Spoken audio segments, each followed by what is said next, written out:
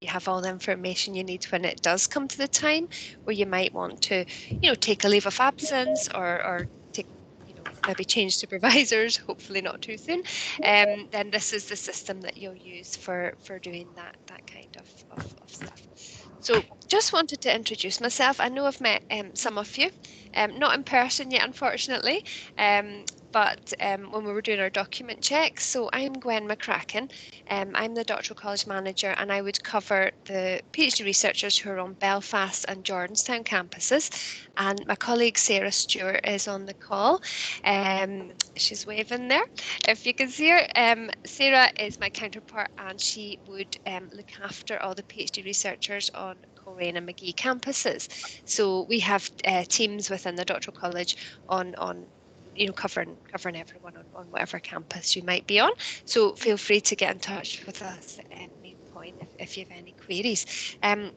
Sarah is going to hopefully record. Yep, we've pressed record.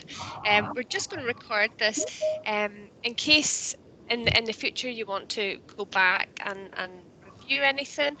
But as I say, the guides in the system are pretty self-explanatory and are probably the best way to go if you need to find out more about the system.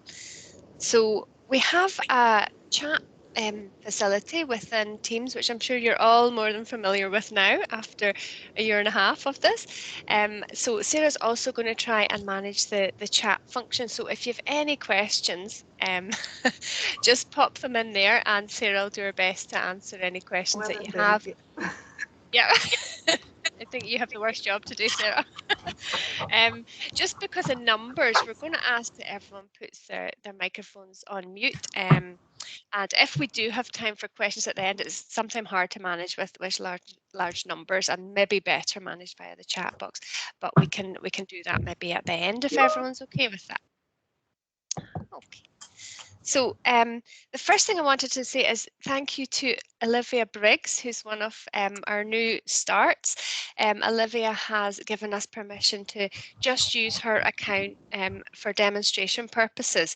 We normally do have a demonstration system and it's not working at the moment. So we're going to use Olivia's record. Olivia, don't worry, I'll not be booking supervisory meetings or anything through your system. And your supervisors have been informed if they get any odd requests through the system, just to ignore them for today. So what I'm going to do is just share my screen here and it'll take you hopefully straight into the PhD Manager system. So as I said, this is Olivia's record here. So when you go into the system, as many of you probably already have been in, this is the kind of main page that you will come to. The first page I wanted just to go through with you was the notice board page. This is where we'll put up any kind of information that might be of interest to you at this stage. So we can see here that the first notice is up really for you with regards for new starts for the research integrity course, which I know you probably know a wee bit about just now, but it's just links on how to get onto that. That's one of the things that you have to do before you do your initial assessment, which for full-time researchers will be probably January time, and for part-time the programme is doubled basically, so within maybe 6 months you'll be doing this. So the notice board is just a kind of handy function. We will always be communicating with you via emails, but it's just maybe links and things will be put in here for you. So record again. So you probably have all maybe had a chance to get into the system and just check the first page is just your basic details.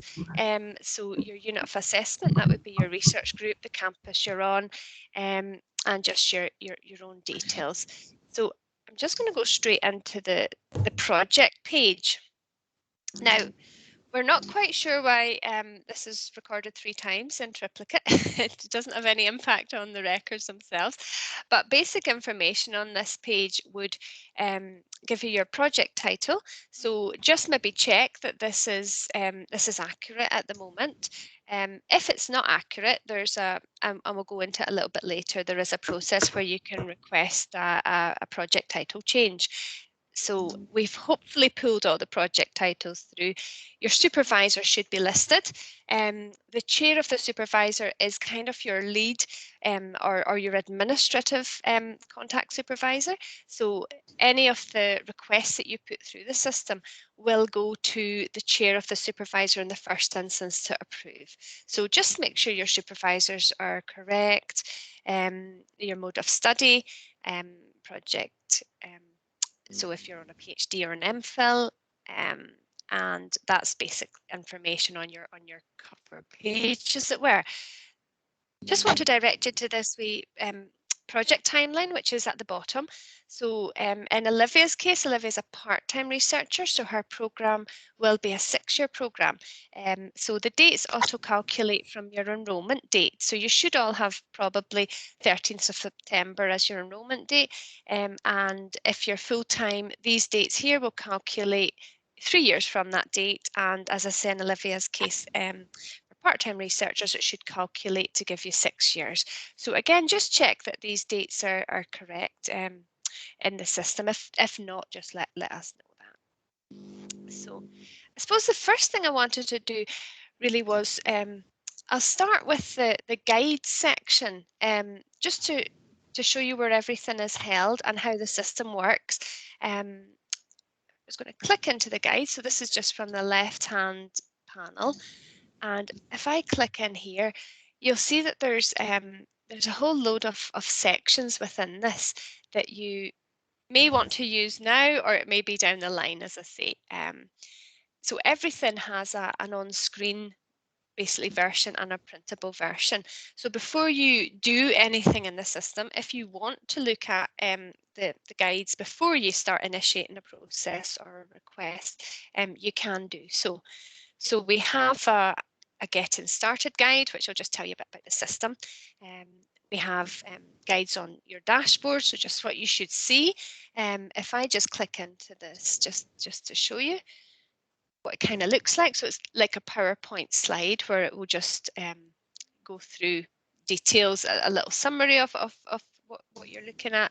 And then it will show you the actual dashboard with all these boxes, helpful boxes telling you what everything is. So if you have anything in this taskbar, I don't know if you can see this, that just means there's something waiting for you to take action on. And it's same across the system, so your supervisors will have a similar dashboard with all their PhD researchers listed, and if they have something in the taskbar, that means that you might have processed a request and it's sitting with them to approve, as it were. So always a good idea to keep on at your supervisors and make sure if anything's sitting with them that you get them to push it through for you, so you're not sitting waiting on an approval for something. So yeah, just really wanted to, I suppose, show you this is the format that most of these guides will take. They're quite self-explanatory. As I say, I'm not going to go into too much detail, but it just gives you more detail on what you're expected to see at every stage. So I'll come out of that guide and go down. So we also have change requests within the system, which we'll go into more detail later. But this is basically anything that you need to get approval for within the system you would do through PhD Manager. So if you need to transfer your mode of study, so say you're full-time at the moment, you take up employment and you have to move to part-time, you can do that through this system. If you are going to take a study away, for example, say you are doing field work, maybe in abroad, for maybe a month, then there would be a request that you would put in just so that we have details of where you're going to be, you know, for that period of time. Leave of absence and absence, I'm going to cover a wee bit later, just to make sure you understand the difference between taking a leave of absence and an absence. So that can be done through this system. Again, as I've said already, if you want to update your title, there's a form for doing that. And hopefully none of you will be requesting withdrawal at this stage, but this is the place you would come for that as well. And most of the change requests There's an on-screen version which I'll go into later, but I just wanted to show you where the guides were. You can see there's guides on absence, annual reports, which we'll go into, and other parts of the system. Initial assessment is probably the first thing that you'll be coming up against. As I say, that's within the first 3 months of your programme. So there's loads of guides on everything here, and it's probably just a useful signpost really to let you know that they're in there. At the very bottom here we have videos, training videos, just in case you want to hear someone talking you through it. Very similar to the guides, but you can see they're all only, they're very quick guides, but if you wanted, to know about project history, that they're all labelled quite clearly really. If you want to book a training course, there's a 1-minute 43 guide on how you would go in and do that. So it's just a video version, if you like, of the guides. So if you find that method easier, that is fine. So that's the guide section, and I'll be dipping in and out of that just today to go through certain things with you. So if we go back into Olivia's record, so this is your main dashboard here. So the first thing I wanted to show you was the project history tab.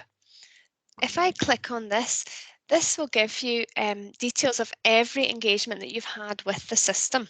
So project start, that's when you enroll, that's an automatic date. Then if you've attended any courses, they'll be logged here. If you have had a supervision meeting, it'll be logged as well. Now, Olivia has a few dummy ones because I was kind of messing about and testing the record, so apologies for that, Olivia. But they will be recorded, and if you click on any of these, once you've had a proper supervision meeting, you'll be able to quickly access the notes for that meeting, and any attachments that you've discussed or agreement or actions will be in this. So it's just a handy kind of list, if you like, of every engagement. You can see that future events are also logged in this list, and most of these have awaiting attendance confirmation. So these are ones that have maybe been booked but not happened yet, and they'll move to this status once attendance has been confirmed. So it's just a handy kind of log of everything that has happened and a timeline for you on that. So that was the project history tab. The project dates really is just an expansion of this little table here, and it'll kind of let you know your deadlines for any milestones. So as I say, initial assessment's the first one, then confirmation, final assessment. This will log whenever you have annual reports. There's also within the system a reminder that will get sent out just before any deadlines approaching. So if you haven't, say for example, submitted your annual report, you'll get an automatic reminder to do that. And that's where this is all logged. Examination, there's a whole lot to do with that, and it's quite a big module in the system. That'll be a way down the line for you guys, so you probably don't need to worry about that just now, but it will give you your basic deadlines for that just now. So that was the project dates tab, just if you need to know more about that. Supervision meetings then is the main thing that, well, it's one of the key things that you'll be using PhD Manager system for. And we would ask for your help in terms of logging at least one meeting a month, I would say. Maybe for part-timers, one every 2 months, depending on what you agree with your supervisors. Now, you might be having a meeting every week with your supervisors at this stage. It may be monthly, it depends. You don't have to designate every meeting as a formal meeting. So you might have a coffee catch up with them. You don't need to log every last contact you have with them, but we do ask that you record the meetings probably on a monthly basis. Designate one as formal that's recorded, and for part-timers maybe every other month if that's appropriate. If you do have formal meetings as part-timers every month, that's great as well. But I'm just going to go in and show you the on-screen version of how you would initiate a supervisor meeting. I'm not sure if any of you might have actually done this already, but if not, this is the way to go. So I'm just going to scroll down to the actual screen here. So Yep, as I pointed out, that is the tab that you would click. When you click on that tab, that'll take you to a request to log a new supervision meeting. So the next screen you go into, you would just click on this. If you have already had previous supervision meetings, they'll be recorded on this screen as well. And as I say, you can go back and look at any notes quite easily on the system.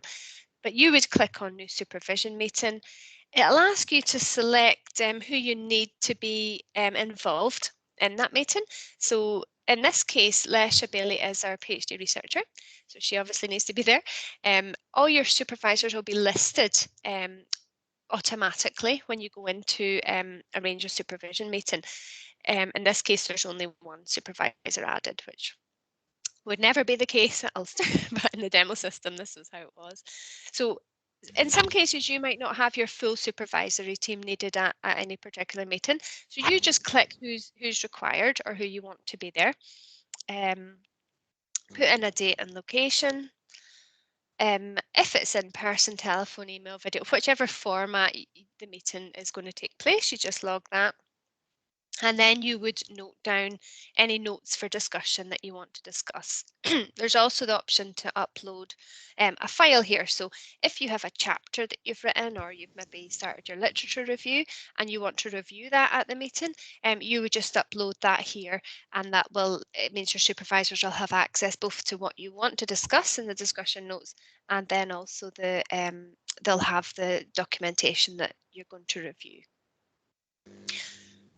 This part here, agreed action points, after the meeting's taken place, you would go back in and add this bit. So this isn't something you would put in at this point. This is after the meeting. And it's good. It's a good idea from both supervisor and the researcher point of view to log any actions and what you've agreed, just in terms of progress and making sure that you're on the right track. So yep, as you can see, when you go back to the screen with that supervision meeting details, the status, just keep an eye on the status, because that'll tell you where you are with it. And then after the meeting, it'll ask you to confirm if the meeting took place or not, and the supervisors will go in and they will confirm that as well. So it's important that they do their bit on this as well, and that you, if needed, chase them to confirm your notes and confirm the meeting. If they don't, it doesn't get logged properly. This is very important for our international PhD researchers who are on the student route visas, because it's a condition of the visa that one meeting at least per month is logged. So just keep on top of them. If you notice that it's not being completed and you can see it's still sitting with supervisors, just keep on top of them to just to approve the notes of the meeting and confirm it took place. So you can always get a summary of the meeting and anything attached at the end, just to log what's going on. So that is in terms of supervision meetings.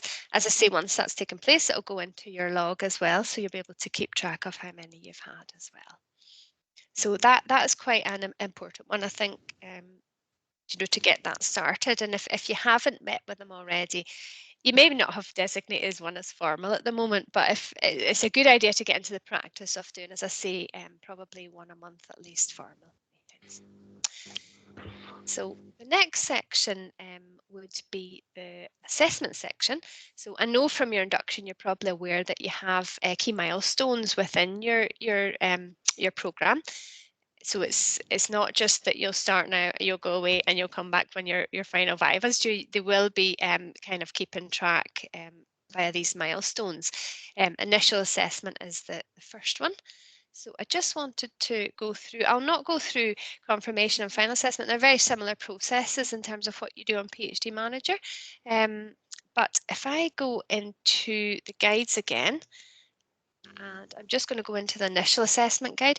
You can have a look at this, in your own time before you initiate it, as I say, if you want to go in, and see what you're going to need to upload and things like that. You can have a wee look at this.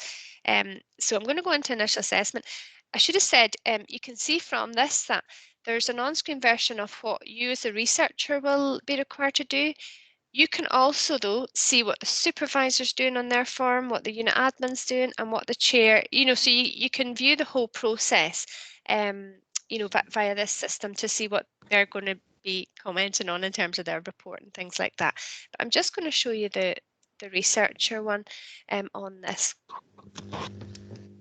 So as I say, this is probably something you'll be initiating maybe December time, possibly for a January seminar if you're full time, and then maybe into March or April if you're part time. So it's an initial assessment of your progress that they're going to look at. If you click on that red box there, it'll take you into the system. If you click on create new application, now the one thing I would say, if you go into this just now, it's likely that you won't see this option to create a new application yet.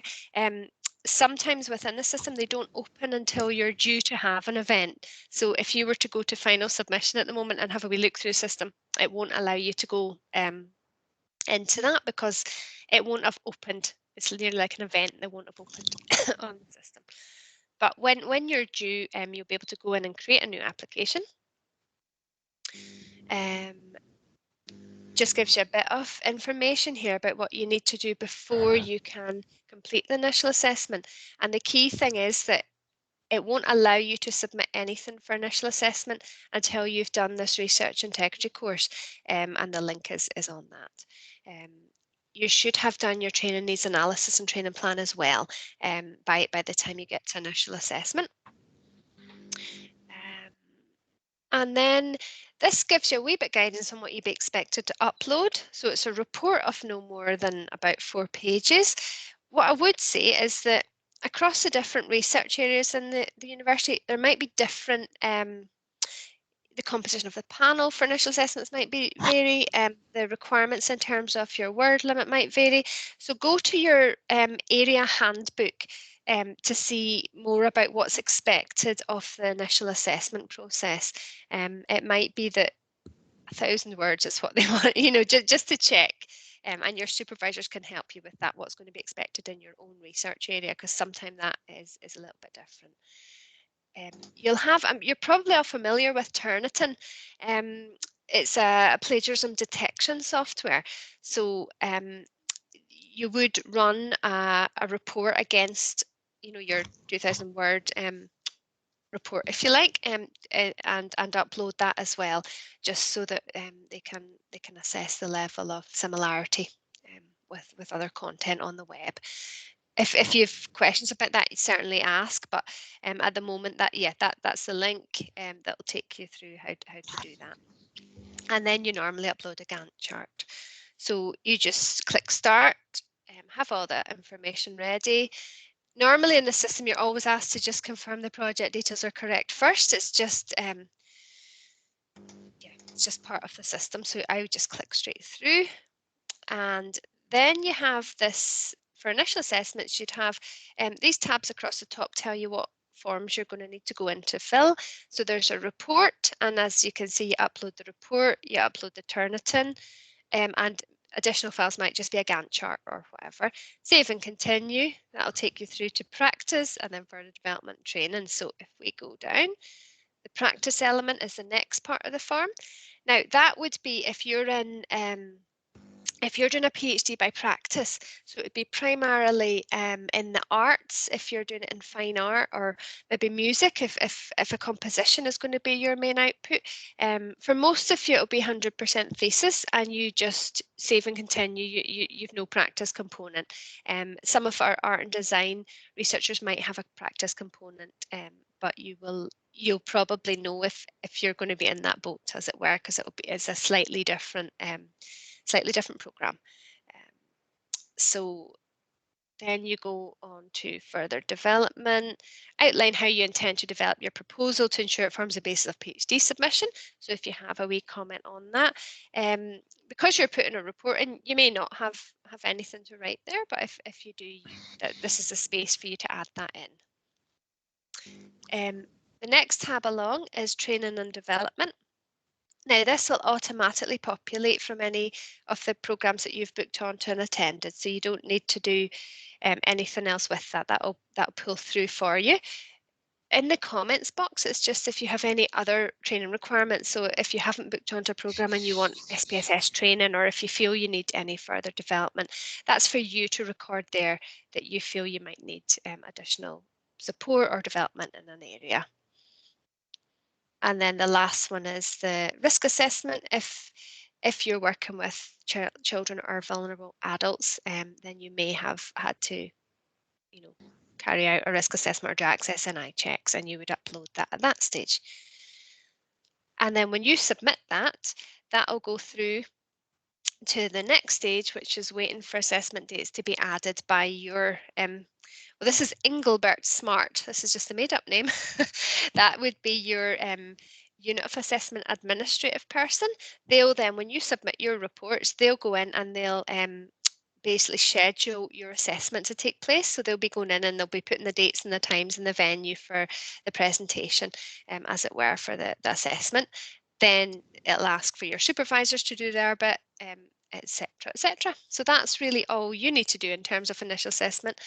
You basically initiate most of these processes, and then it works through the system. As I say, you can have a look at this, what the unit admin's putting in, what the supervisor's doing, what the panel chair and the research director is the final approval of anything.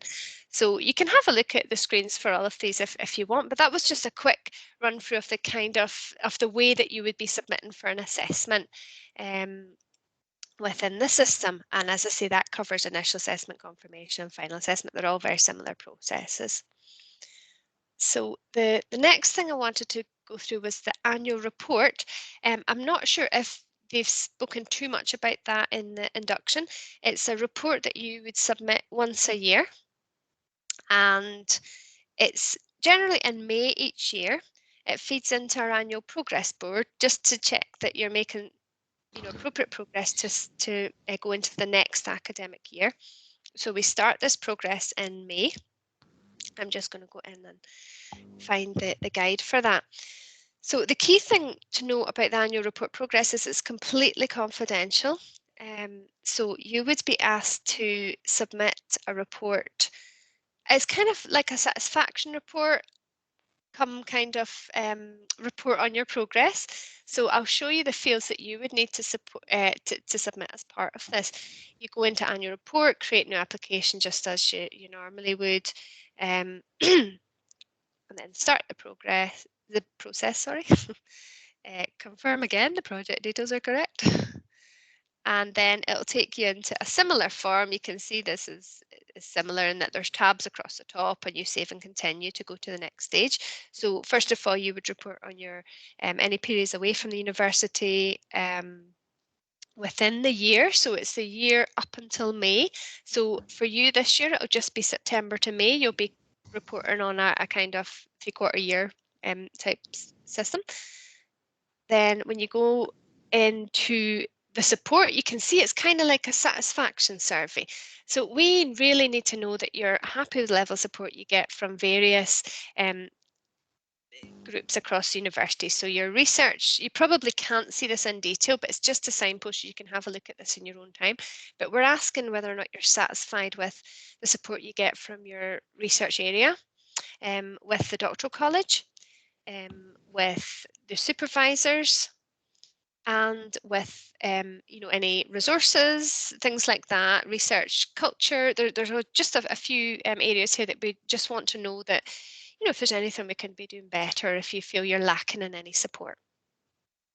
Then it'll ask you to update your progress. So that's just to see how you've got on in the year. If you've been off on a leave of absence, it might be that you have made no progress that year, but you would just update on how you're getting on with progress, and whether or not you still intend to meet your target submission deadline, which would be 3 years from now for full-time and 6 years for part-time.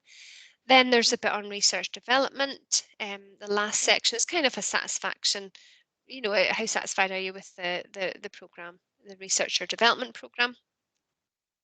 And that's basically all that you would submit at this stage. You can see what your supervisors are submitting. So they will submit a report on your progress as well. Again, the key thing is that whatever you write there doesn't go to your supervisors, and whatever your supervisors write, you don't view that either. If you have recorded anything that's, sorry, the other thing I want to say about that is if your research director is also your supervisor, the system is smart enough to work that out, and it'll send your report to the Associate Dean for Research and Impact in your faculty. So don't worry if you've anything you need to, to discuss it. It is a good idea to put it in as early as you can if you're anticipating any issues, or if you're, if there's any issues with that. So do log it here. The other thing I would say is equally don't wait until the annual report if you have any major issues, which hopefully you won't have, but just if you do, don't wait until the annual report. If you do, feel free to come to either ourselves or to your research director, your postgraduate tutor. There's a lot of support systems in place if there are any issues that arise, but this is a good place to log it. If you did have any issues and you've marked that you're dissatisfied with any aspect of the programme, that will get picked up. It'll get flagged and picked up, and either your research director or someone from the Doctoral College, if it's dissatisfaction with, say, our level of service, if we're not getting back to you quick enough, we want to know that as well. So don't be afraid to put it down. Give us an honest report, and we will come back to you and resolve any issues that we can. So that is the annual report process, not progress. That's annual report, and as I say, that is an annual thing. Every year you need to submit one of them. I'll not talk about submission examination because that's a way down the line for you. The other three sections were change requests, absence, and then the training development side that I wanted just to cover with you. So change requests, I'm not going to use Olivia's record to do any of this. In fact, I'll go into the guides to do this. It just replicates this information here. So there's a load of different kind of change requests, which we kind of touched on briefly, that you might want to make within the system. So I'm just going to go into, as I say, it could be that you need to transfer mode of study, you need to take time out, whatever it might be. So I'm going to go into the researcher version of this. The forms, once you get used to them, they all take the same kind of format in that you submit normally the first initiate a request, and then it goes through the different levels for approval. But these are the different kind of requests that you might put through. The one thing I would say, in terms of supervisor arrangements, is generally your supervisors or your unit administrator that would initiate a supervisory change. You can't normally do that themselves, but if you have an issue, go to your research director, and if there's an issue, then it can be done that way. But it's not a request that that you can start yourself, I don't think. Let me just see. So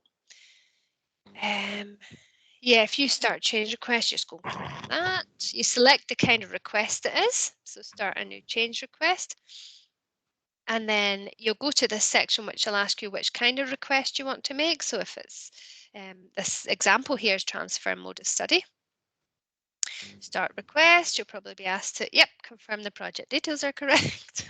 You go through a very similar process for most of these kind of things. And then it just asks you to document and upload any evidence, if appropriate, for whatever request you're making. So it's quite self-explanatory. If you're requesting a change from full-time to part-time, the date you want to do this, say you've taken up employment, reason for that, progress, and a revised timeline or whatever might be appropriate. But as I say, these fields are all quite self-explanatory. For things like a leave of absence, we would probably expect if it's on medical grounds that you have a medical certificate or something. So you might be uploading a certificate, you might be uploading a timeline. There's different options within that, and then that will go through to your supervisors for approval. So the only thing I wanted to point out was the difference between an absence and a leave of absence. So I'll do that by just showing absences. And if you remember, absence was a different tab on the home screen. So absence is down here, whereas a leave of absence is under the change request section. So absence is, you would log an absence if you are taking annual leave. So there's normally a few questions about this. You have 40 days leave a year. 26 of them are floating days because the other days you have to take, so Christmas and Easter when the university's closed, you take, they are leave days that are kind of statutory, if you know what I mean. But you have 26 other floating days that you can take at any point in the year. So if you're going away for a 2-week holiday, just log that as annual leave and that'll get taken off your 40 days in the system. If you're taking a short period of sick leave, then you would use this form to record that. If it's anything more than, well, for funded researchers, you can get 28 days sick leave, and that's paid sick leave, as it were. So you would put the sick leave in if it's going to be up to 28 days. For non-funded, anything probably, we normally go by 2 weeks. Anything more than 2 weeks, you might want to take a leave of absence. The reason for that is with the paid sick leave, you don't get an extension to your deadlines. So you're expected to kind of catch up within a 28 days now, you're expected to be able to catch up over a 3-year period. Whereas if you're going to be on a longer period of leave, you probably want to stop the clock, take the leave, and then get that time added on at the end. So that would be the main difference. The one thing to note with leave of absence, if it's for any reason other than maternity, leave of absence from a funded programme isn't paid. So if you have to take a 3-month leave of absence for medical condition, just to be aware that that's not paid leave. You will get the time added on at the end of your programme, so you still get paid, but you won't that period paid. So it's just to understand the difference with an absence and a leave of absence. And also you would use an absence if you're going for a conference or something like that. And then there's the note that if it's for more than 2 weeks that you're going to be away, then it's a study away. So it's all quite difficult to get your head around at the start with all these different kinds of absences. But if you just if you have any queries at all about them, just let us know, and we can advise you on this. But that was the key difference, I suppose, between absence and a leave of absence. So that was. So that's change requests and absence. The last part of the system really, which I know you're already engaged with, is the training development side of this. If you've managed to book onto this course today, it's likely that you've already been in this part of the system. So I'm just going to again go into the guide. You can see access it from this. Training needs analysis, training plan and training log. I'm not going to go into here because this is Olivia's record. So I'm going to again go into the guides for this, but you'll know that the events and workshops are all listed within the system from this tab. So if you wanted to, maybe you have gone on and done this, the PhD manager training, you probably found this section already. Just wanted to talk a wee bit, and I'm not sure if Lisa's talked much about the training needs analysis that you do quite early on with your supervisors. But she has developed a wee guide here for that section. And it's just basically explaining how the training needs analysis will feed into the training plan, which will feed into the training log. You can filter the events by campus, and by type if you're searching for events. It also ties into, once you've done your training needs analysis, you would be rating your current skill level and assessing what are your priority skills needs, if you know what I mean. And then these like A1 knowledge base, A2 cognitive, every program in the research development program has it'll tell you what skills they're going to address. So you can select by, so say you've highlighted knowledge base as the key the key priority area for development, you can search by programs that focus on knowledge base, say for example, within the program. So you assess yourself, then you develop a training plan with your priorities, and then that feeds into your training log. You go and book whichever events you might need, and that feeds into your training log. Just wanted to let you know that, I'm just going to scroll down here quickly. You can look at this in your own time. I'm just aware you might not be able to see, the print is probably quite small on this. So just really want to signpost you to where things are. I just wanted to let you know this add other activity button here, because we do get quite a lot of queries about this. So if you're doing an activity, a training activity, it's not part of the researcher development offering, if you like, you can add it as an additional activity. So say you go to a conference and present a paper, you would add that as another activity to log on to your, to update your log. So it's not just events that are managed by the research development that you might be doing. If you're doing any external stuff, then you can log that as well. And in this section, when you're in the log, if you click on upcoming events, it'll show you everything that you have either been invited to or have booked on. And then the attendance record obviously will show you once you've attended. It'll show you if you're attended or if you're a no-show. So that's one that you've booked and haven't attended. So I would just keep a track of that. Sometime you might have attended and for some reason or other it might not have shown up. So just keep a track that you're not being recorded as a no-show if you have actually attended. And you can just contact Lisa's team, the RDP team, if you have any issues with what's coming up. We've had a few already where people have just not been picked up. Say on a call like this, when someone's trying to frantically log who's all in attendance, if you've been missed off, just message the RDP team and they can update that for you. So that was really the whistle-stop tour of the PhD Manager system. I'm not sure if there is anything else. I was going to, first of all, try and get rid of this, come off this, and see everyone again. And then, how are the chats coming on? Are you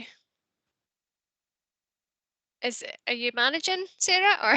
Yes, thanks. I'm getting there. Somebody had mentioned it'd be useful to see how the study away process is done in detail. Oh, okay. Yep, study away. So that's really just a change request.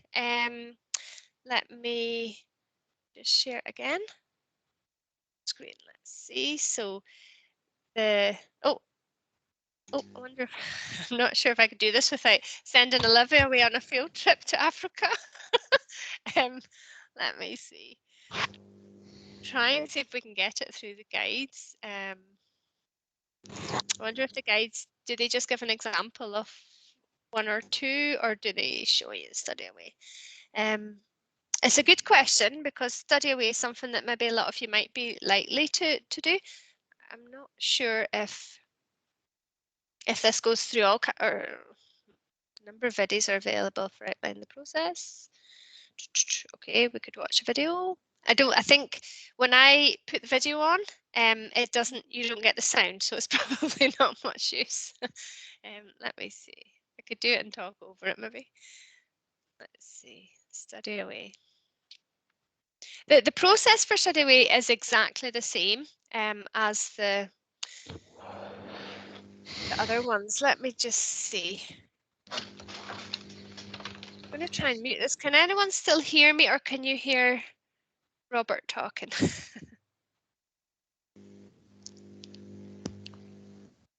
Can you hear anything? Yeah, we can just hear you. Can't hear Robert. Oh, that's okay. Perfect. Can you still just hear me? Yeah. Oh, that's perfect. Perfect. Because I can hear Robert, which has now put me off. So he's just basically going through on the video what you would do for study away.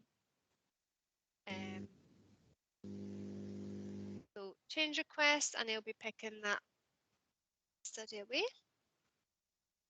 I say this primarily for field work, but with COVID times, we've had a lot more requests for study away. So it is definitely a good question to ask, because it could be that people have just been back to their home country. So you just be putting in your start and end dates of the period that you're going to go away for. So say you're doing field work in Africa, for example, for 3 months, you'd be putting this in, what the requirement, why you need to go away to study. And the key thing is to put in an address here just so that we know where you are when you're going to be away. Telephone numbers. So there's a bit about insurance here. This is just to make sure, oh, he's just raced through that. And he's just basically submitting that there. So I'll come out that. That's basically all the form is for study away. What I would say is if you are, let me just come out of this. If you're going away, it's just to make sure, I suppose, that the university insurance for you as a researcher covers wherever you're going to. So there were some odd situations where and sometimes people might be needing to go to war zones to do, if they're doing journalism, it depends.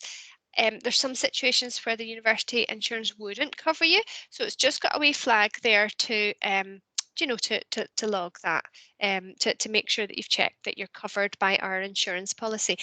We have some situations where, for example, say someone was from a conflict zone and they were going home for a period of time. It might be that that was their interest, that they needed to, they were researching maybe schools in Afghanistan or whatever it might be. So if that was your area and you had to go back as a study visit, if you're going to your home country, there's a kind of, not a loophole in insurance, but if you're going back to your home for a period of time, then I think the insurance doesn't cover you for that. So it's just to check the policies, just to make sure that you're covered if you're going to any, and again, it's mainly maybe conflict zones or things like that. It might be a problem, but it's a straightforward process. As you can see from the form, it was pretty basic. We just really need to know an address of where you are so that we, I suppose just partly for pastoral, duty of care as well, just to make sure we know where you are. But the form itself is pretty straightforward. We have been asking, Sarah, this year, haven't we, for people who've been going home in COVID times. They've just preferred to be in their home country. We've been asking for studies away for that, to cover that kind of situation. So it's not just been field work. It might be if you're going home, instead of taking a 2-week holiday, you're going home for maybe 4 months because of COVID. So yes, when we had the, well, hopefully we're coming to the end of that, but yes, that's right. Study away was to cover COVID when really there was no international travel easily permitted. So yeah, we used it that way. Yeah, and also if people go home and then they're red listed as a country and can't get back, so things like that, we've been using study away just so that we know really where, where you are and to make sure that you're okay.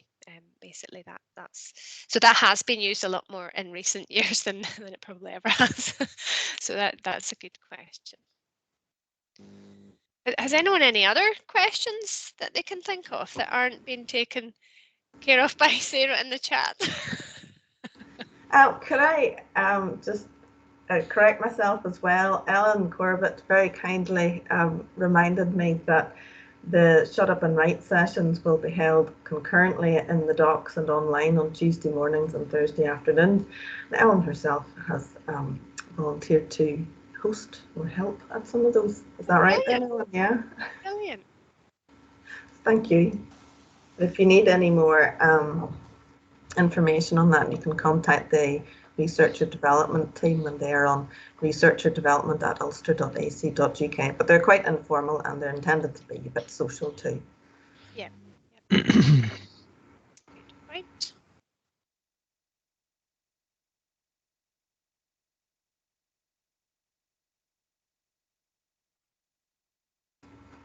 There's a few things coming up on the chat. I'll just talk through them rather than type.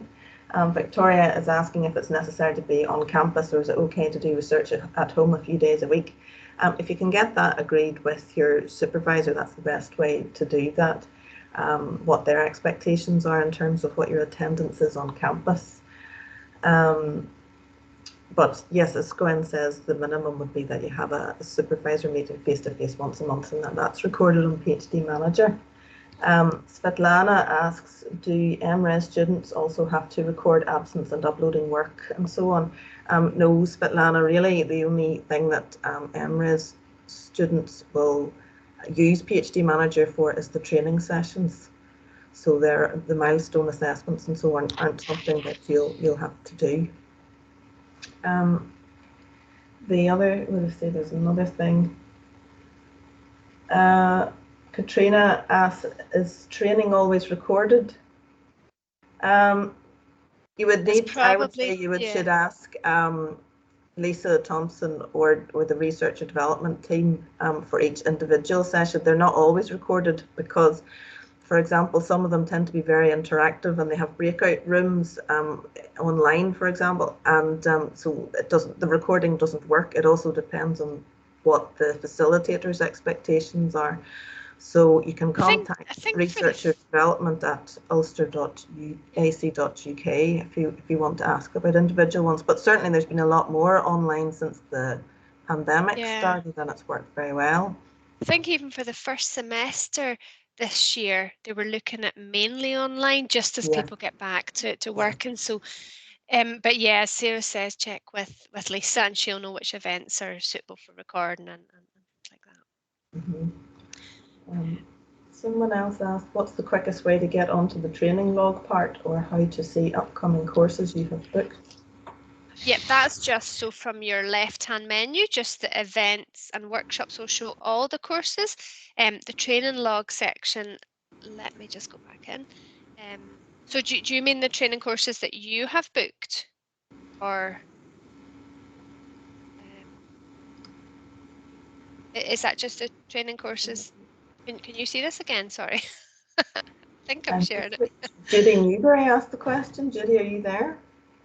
Yeah, it's just the quickest way to see the training courses that you have booked, just to see what's upcoming. So just see this section at the very bottom. Can you see this? Would be the training log. So that's the courses that upcoming events.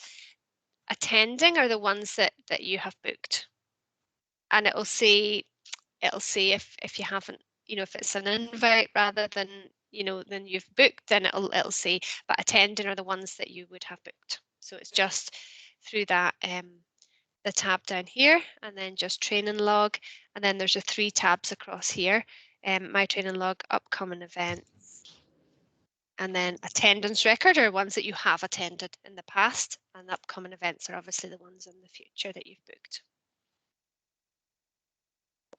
Great, thank you. Okay. Juan asks about the compulsory weekly lessons of academic writing for PhD researchers. Will they be reminded to? Will folks get reminders by email, or where would they attend them? I think if you book onto anything like that, you should get further details. But again, it would be the research or development team you can contact about that. But they're very good at sending out reminders normally. There's a good question from Jack Mason. How can I get the booked courses to show on my uni calendar? So that there is, wonder if it's not in there yet, Sarah. There used to be a calendar section down here, and it was to sync to Outlook. Do you remember last year some people had worked out how to do it?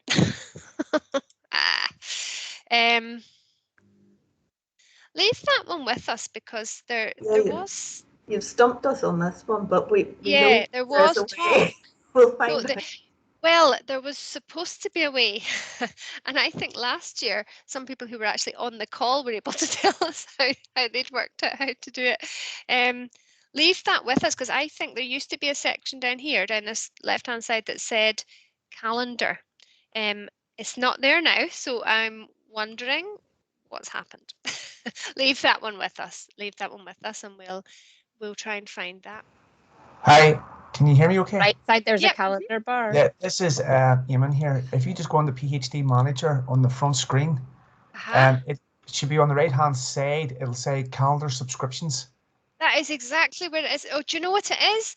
It's because I'm in as myself, and so my permissions, I'm not in as Olivia, I'm in as myself. Thank you for that. It is, I know it's in the Getting Started guide. I was wondering why I couldn't see it here, but it's actually because I'm logged into the system as myself and I don't have permissions apparently to do that, but you guys will have. Thanks for that. So it's just down the right-hand side. It's near submission examination or something, isn't it? It's just one of the boxes. And what did you say it was called? Calendar subscriptions. Yeah, it's under my record. There's a section that says my record, my project, and then it's underneath it. Right. That's what I should have said at the start, actually, because I'm logged into the system as myself and I'm looking at Livia's record.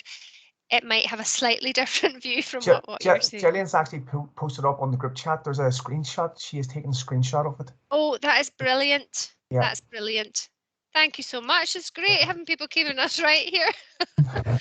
No, that's great. Then for next time we're asked. Yeah. No, because last time we were on this, I think that's the problem, Sarah. We can't see it from our side, so we can't demo it.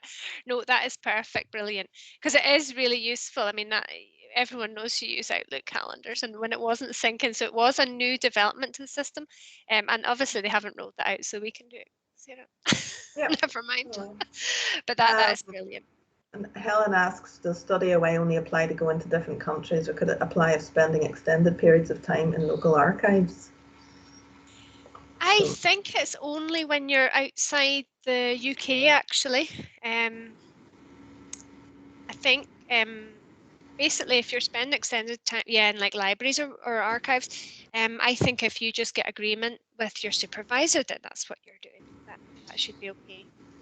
The general principle behind it is that people know where you are and how you can be contacted if it's not your normal contact details. So that's kind of the reason for it being at all.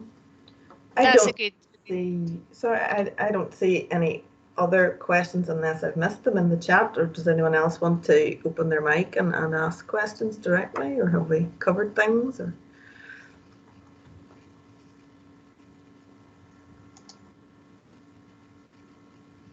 I suppose there's a lot of questions that are about training and research and development program, and it might be better probably just to ping an email to the research and development team for these kind of queries. Let me see. The compulsory weekly lessons of academic writing. Is that the shut up and write sessions? No, didn't think they were compulsory. Oh, there are. Was that English? They should get a reminder about those. Okay, sorry. I don't know that they're compulsory, but you can follow up on that. Yep. And Elahi has just asked about adding supervisory meetings to your record, but we can add other things too, like webinar. Yeah, you can add that in your training log section. Just add that as a separate event. Yep. Okay. If you need something deleted, if you can't delete it yourself, just ping me an email at s.stewart@ulster.ac.uk. Yeah, I can do that for you. And Innocent has asked, how do I log daily attendance? So you don't need to log daily attendance. It's just periods when you're not going to be in. So it's nearly by default that you would be there, and you only need to log when you're not there via an absence or agreement with your supervisor that you work off campus or something like that. Okay. Maeve, if there's something that you're querying on your record, if something isn't showing on your home, do you want to just email me on s.stewart@ulster.ac.uk and we'll follow it up. It depends on what it is that isn't showing, but I can help you with that. Yeah. Okay. Well, having said to everyone that we're only going to keep you for 45 minutes, we have gone on for the hour. So listen, thanks all for your time today, and do feel free if you have any questions. Hopefully we've kind of made it clear that the guides are there to kind of support you, but equally feel free at any point to give us a shout and we can hopefully keep you right.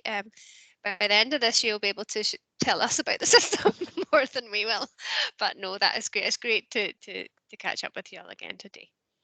and we'll send this recording round. Not that you'll want to relive this experience, I'm sure, but if in case you do, we'll be recording this and send it. So thanks very much for your time. What better way to spend a morning? Yeah, listen to me drone on. You don't want that. Good to see you all. Thank you. Right, thank you so much. Thank you. Bye-bye. Bye.